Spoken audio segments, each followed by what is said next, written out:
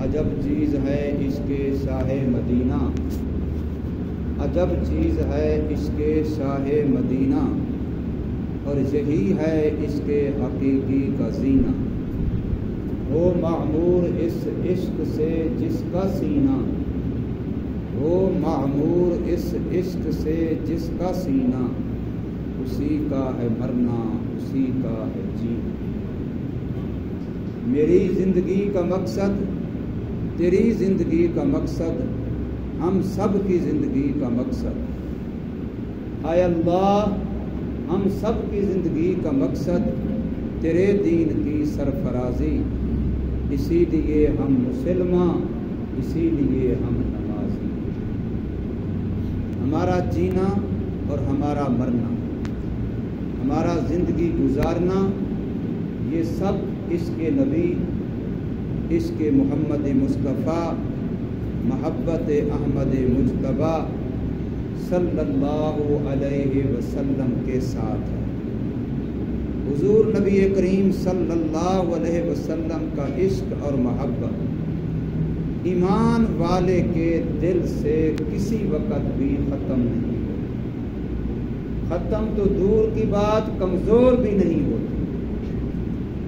ہر مسلمان اپنے دل میں اپنے نبی صلی اللہ علیہ وسلم کے ساتھ 100% محبت بھی رکھتا ہے، عشق بھی رکھتا ہے، اور اپنا سب کچھ نبی کی محبت میں، نبی کی ذات پر، نبی کی بات پر، نبی کی شریعت پر وارنا اور فدا کرنا بھی جانتا ہے۔ صرف جانتا نہیں، اپنے لیے سعادت سمجھتا ہے۔ سن 1974 کے اندر ختم نبوت کی بہت بڑی تحریک چلی، اس سے پہلے بھی تحریک چلتی رہی۔ ایک وقت آیا تھا لاہور کے اندر اور دہلی کے اندر ختم نبوت کے پروانوں نے نبی پاک صلی اللہ علیہ وسلم کے عشق و محبت کے اندر اپنی جانوں کا ایسا نذرانہ پیش کیا تھا کہ 10,000 آدمی لاہور میں شہید ہوئے مسئلہ ختم نبوت کے۔ اور دہلی کے اندر حکومت نے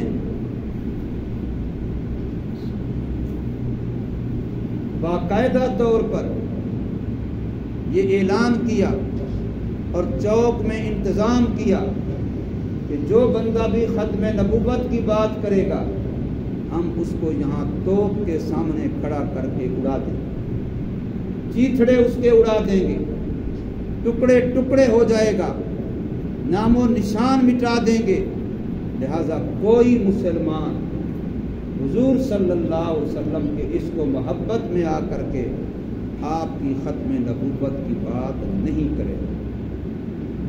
لیکن دنیا نے دیکھا کہ ان کا یہ اعلان کرنا تھا کہ چاروں طرف سے ختم نبوت کے پروانے مسلمان ایسے جمع ہوئے کہ ہر ایک کہتا تھا کہ پہلے مجھے باری دی جائے کہ اگر انہیں اڑانا ہے تو پہلے مجھے اڑائیں، میں اپنے نبی پر قربان ہونے کے لیے تیار ہوں۔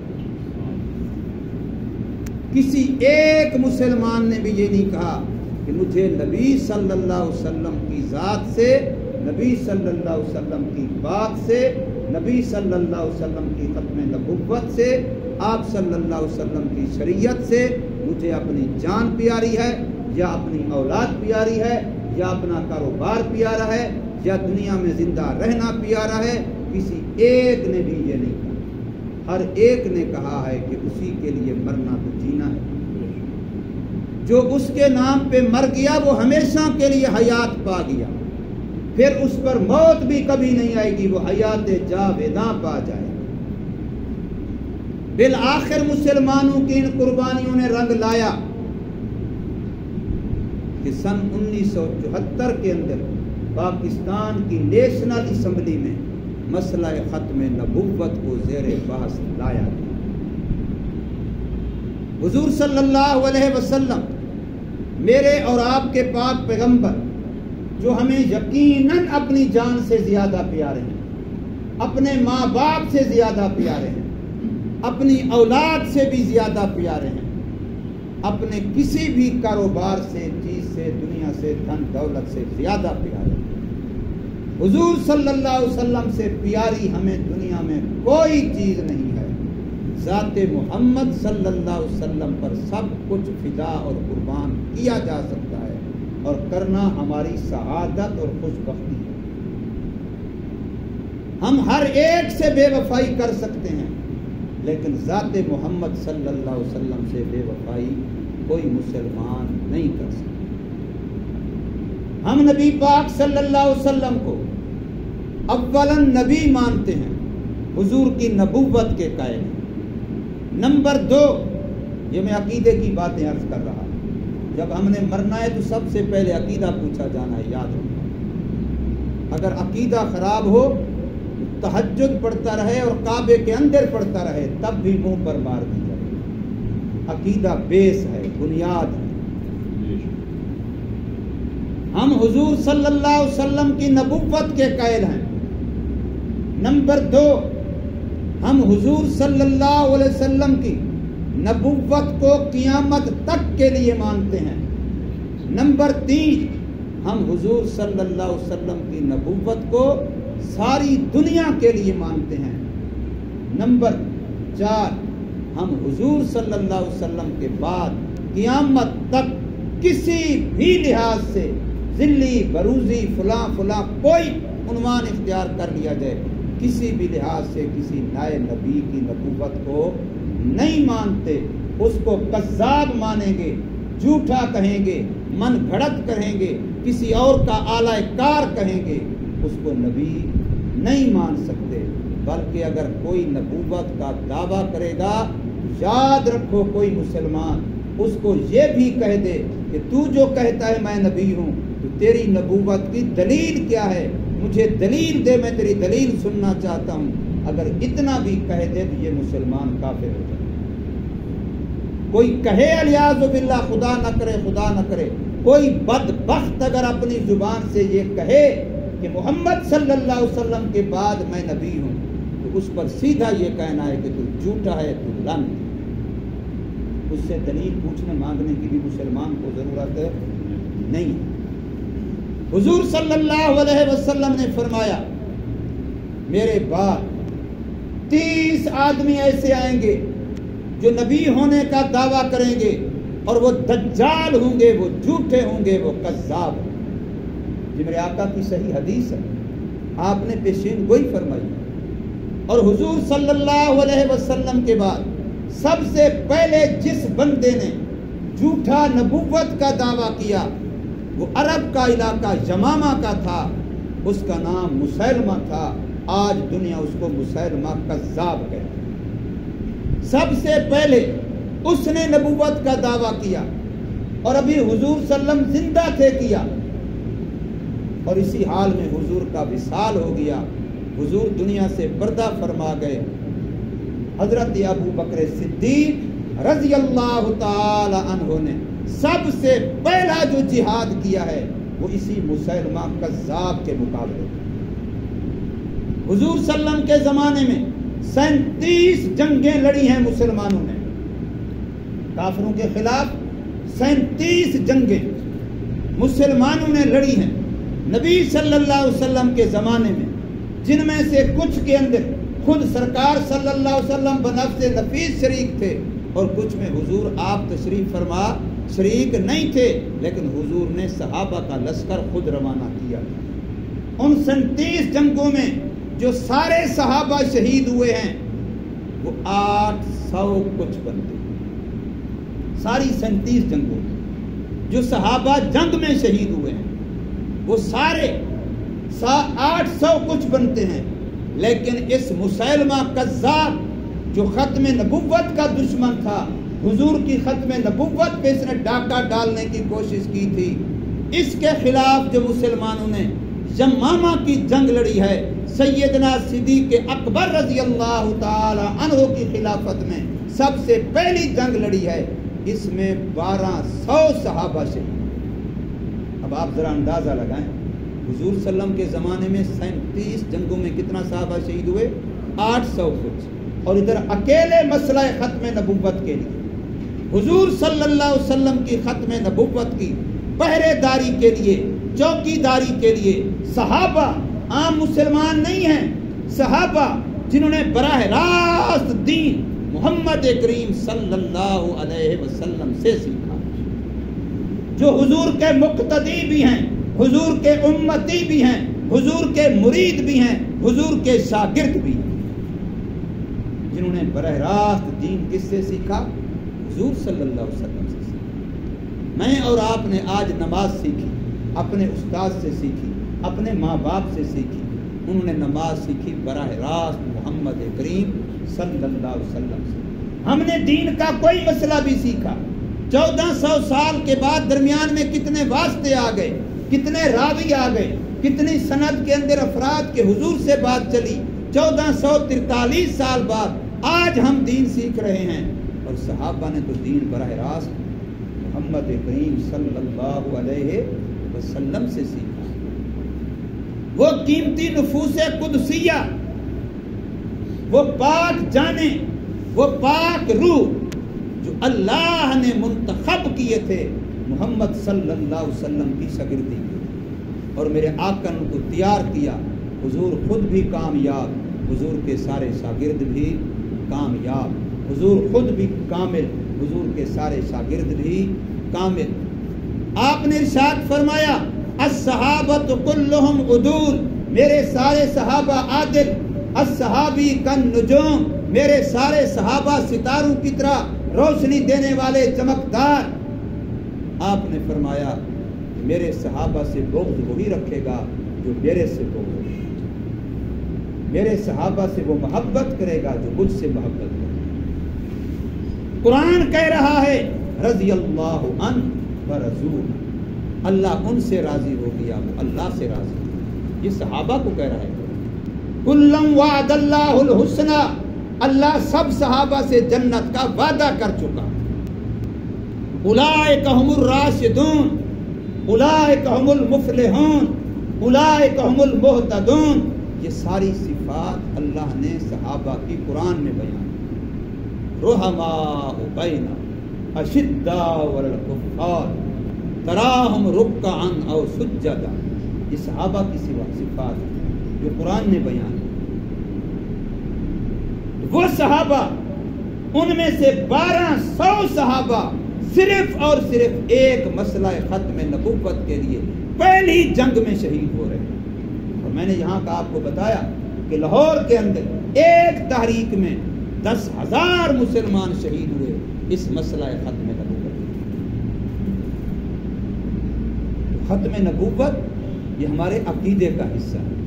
میرے آقا نے ارشاد فرمایا انا خاتم النبیین ولا نبی بعد، میں آخری نبی ہوں، میرے بعد قیامت تک کوئی نبی نہیں آئے. حضور نے فرمایا ختم بی النبیون، نبیوں کا سلسلہ میرے ساتھ ختم کر دیا گیا. ارسلت الی کافۃ الناس، میں ساری انسانیت کا نبی بنا کے بھیجا. پہلے کوئی نبی آتا کسی علاقے کا، کوئی نبی آتا کسی اور علاقے کا، کسی اور نبی آتا کوئی اور قوم کا، کسی اور خاندان کا، کوئی علاقے کا نبی، کوئی قوم کا نبی. لیکن محمد صلی اللہ علیہ وسلم ساری دنیا کے نبی، ساری انسانیت کے نبی، قیامت تک کے لیے نبی. ارسلت الی کافۃ، ساری انسانیت سب کے لیے حضور نے فرمایا. حتیٰ کہ یہاں تک جو درندے ہیں، جو پرندے ہیں، جو جانور ہیں، وہ بھی میرے آقا کی نبوت کو مانتے ہیں. اور مثالیں موجود ہیں، مثالیں موجود ہیں. حضور صلی اللہ علیہ وسلم چکیل میدان میں کھڑے ہیں، آپ کو وہاں اوٹ چاہیے، آپ اشارہ کرتے ہیں درختوں کو، تو درخت زمین کو چیرتے ہوئے حضور صلی اللہ علیہ وسلم کے قریب آ کے جھنڈ بنا لیتے ہیں اور پردہ کر دیتے ہیں. یہ باقاعدہ حدیثوں میں موجود ہے. حضور صلی اللہ علیہ وسلم تشریف لے جا رہے ہیں، ایک اونٹ آ کر کے حضور کے قدموں میں اپنا منہ ڈال کے سر رکھ کے بڑبڑانے لگ جاتا ہے. حضور مالک کو بلاتے ہیں، کہتے ہیں یہ تیری شکایت کر رہا ہے، یہ مجھے رو کے بتلا رہا ہے کہ میرا مالک مجھے کھلاتا تھوڑا ہے اور مجھ سے کام زیادہ لیتا ہے۔ حضور کے ہاتھ میں کنکریاں ہیں، اور ایک روایت میں آتا ہے کہ دشمن کے ہاتھ میں، مخالف کے ہاتھ میں، اس نے اپنے ہاتھ میں کنکریاں لی اور وہ حضور صلی اللہ علیہ وسلم سے پوچھتا ہے بتا میرے ہاتھ میں کیا ہے؟ حضور صلی اللہ علیہ وسلم فرماتے ہیں میں بتاؤں کہ تیرے ہاتھ میں کیا ہے، یا تیرے ہاتھ والی چیز بتائے کہ میں کون؟ کنکریوں نے کلمہ پڑھا، اشہد ان لا الہ الا اللہ و اشہد ان محمد رسول اللہ۔ ایک ایک چیز محمد کریم صلی اللہ علیہ وسلم کی نبوت کو مانتی ہے، حضور کی ختم نبوت کو۔ حضور صلی اللہ علیہ وسلم کا ایک صحابی ہے، جنگل کے اندر اپنی ساتھیوں سے بچھڑ جاتا ہے، اب سمجھ نہیں آ رہی میرے ساتھی کدھر چلے گئے، جنگل ہے، اب چل رہے ہیں، اچانک سامنے ایک شیر آ جاتا ہے۔ اب شیر تو انسانیت کا دشمن ہے، اس کو تازہ شکار نظر آ گیا، وہ حملے کی نیت سے آگے بڑھتا ہے، اور یہ صحابی آگے سے کہتے ہیں میں محمد کا صحابی ہوں، محمد کا شاگرد ہوں، میں محمد کا غلام۔ تو وہ سر فوراً نیچے کر لیتا ہے اور دم مٹکانے لگ جاتا ہے، اور صحابی کے قریب آ جاتا ہے، اس کے جسم کو بوسہ دینے لگ جاتا ہے، اور پھر وہ آگے چلتا ہے، صحابی پیچھے چلتے ہیں، وہی شیر رہنمائی کر کے اس کو قافلے تک پہنچا دیتا ہے۔ یہ برکتیں ہیں، یہ محمد کریم صلی اللہ علیہ وسلم جو میرے آپ کے نبی ہیں، جن کا ہم نے کلمہ پڑھا ہے، جن کی آس پہ ہم جی رہے ہیں کہ ہم تو گناہ گار ہیں، ہم تو خطا کار ہیں، لیکن میرے آقا وہ سفارشی ہیں، وہ شفیع مذنبی ہیں کہ قیامت میں ہمارے گناہ ان کی سفارش سے اللہ پاک معاف فرمائے۔ اور یاد رکھو علماء نے کہا ہے بندے کی مختلف نیکیاں ہوتی ہیں، ہر نیکی کے بارے میں بندہ کوشش تو کرتا ہے کہ میری نیکی اچھی سے اچھی ہو اور اللہ پاک قبول فرما لے، لیکن کسی نیکی کی قبولیت کی کوئی گارنٹی نہیں ہے۔ فرمایا دو نیکیاں ایسی ہیں جن کی قبولیت کی گارنٹی ہے، ایک نبی صلی اللہ علیہ وسلم پر جو تم درود پڑھو اس نیکی کی قبولیت کی گارنٹی ہے، اور نمبر دو تم نبی صلی اللہ علیہ وسلم کے عشق میں، محبت میں آپ کی ختم نبوت کا کام کرو، جس لیول پہ کرو، جس نہج پہ کرو، جس حیثیت سے کرو، اپنے اپنے دائرہ کار میں جہاں تک تمہیں اللہ نے وسعت دی ہے اتنا کرو، تم حضور کی ختم نبوت کا کام کرو۔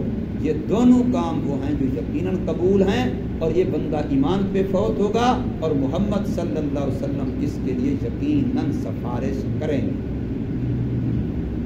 امام بخاری رحمہ اللہ تعالی جن کی مشہور صحیح بخاری شریف کتاب حدیث پاک کی، ہم سارے اس کے 24 گھنٹے گن گاتے ہیں، کوئی بھی مسئلہ ہو تو فوراً کہتے ہیں، قرآن میں ہو یا بخاری میں ہو۔ امام بخاری رحمہ اللہ تعالی نے خواب دیکھا ہے، امام بخاری رحمہ اللہ نے خواب دیکھا ہے، اور خواب میں دیکھتے ہیں کہ میں نبی صلی اللہ علیہ وسلم کے پاس ہوں اور نبی صلی اللہ علیہ وسلم کے جسم کی طرف مکھیاں آ رہی ہیں اور میں ان کو اڑا رہا ہوں، ہٹا رہا ہوں۔ جب اپنے وقت کے عالم سے، نیک بزرگ سے تعبیر پوچھی تو انہوں نے بتایا کہ تو نبی صلی اللہ علیہ وسلم کی حدیث کی خدمت کرے گا، جو لوگ حدیث میں ملاوٹ کریں گے، دین میں ملاوٹ کریں گے، تو ان کو دور کرے گا، ملاوٹوں کو خالص دین پیش کرے گا۔ تو حضور صلی اللہ علیہ وسلم کے دین کا دفاع کرنا، آپ کی ختم نبوت کا دفاع کرنا، آپ صلی اللہ علیہ وسلم کی شریعت کے ساتھ جڑ جانا، یاد رکھیے یہ ہمارے ایمان کا حصہ ہے۔ مسئلہ ختم نبوت یہ ہمارے ایمان کا حصہ ہے۔ میں نے عرض کیا 1974 7 ستمبر تھا، جو کل کا دن گزرا ہے، کل 7 ستمبر یہ یوم ختم نبوت کے نام سے پورے ملک میں منایا جاتا ہے، اس لیے کہ اسی دن میں مسئلہ ختم نبوت کو نیشنل اسمبلی پاکستان میں زیر بحث لایا گیا، اور کئی دن کے مباحثے کے بعد آخر وقت کی حکومت، پوری اسمبلی نے، سینٹ نے فیصلہ دیا جو بندہ حضور صلی اللہ علیہ وسلم کی ختم نبوت کا قائل نہ ہو، کسی لحاظ سے بھی کسی اور کی نبوت کا خیال، عقیدہ اس کے ذہن میں ہو، ذلی یا بروزی، تو وہ خارج از اسلام ہے، اس کا مسلمانوں سے کوئی تعلق نہیں ہے، چاہے وہ مرزائی ہوں، قادیانی ہوں، لاہوری ہوں، کوئی اور ہوں، اس لیے یہ بات یاد رکھ لیجئے، اپنے دل دماغ میں اس عقیدے کو بٹھا لیجئے کہ ہم حضور صلی اللہ علیہ وسلم کی نبوت کے قائل ہیں، حضور صلی اللہ علیہ وسلم کی ختم نبوت کے قائل ہیں، اور حضور صلی اللہ علیہ وسلم کی نبوت کو قیامت تک کے لیے مانتے ہیں اور پوری انسانیت کے لیے مانتے ہیں۔ دنیا کے اندر کوئی خطہ، کوئی جگہ زمینوں میں آسمانوں میں ایسی نہیں ہے جہاں محمد صلی اللہ علیہ وسلم کی نبوت اور ختم نبوت نہ ہو۔ اللہ تبارک و تعالی ہمیں سمجھ نصیب فرمائے اور عمل کی توفیق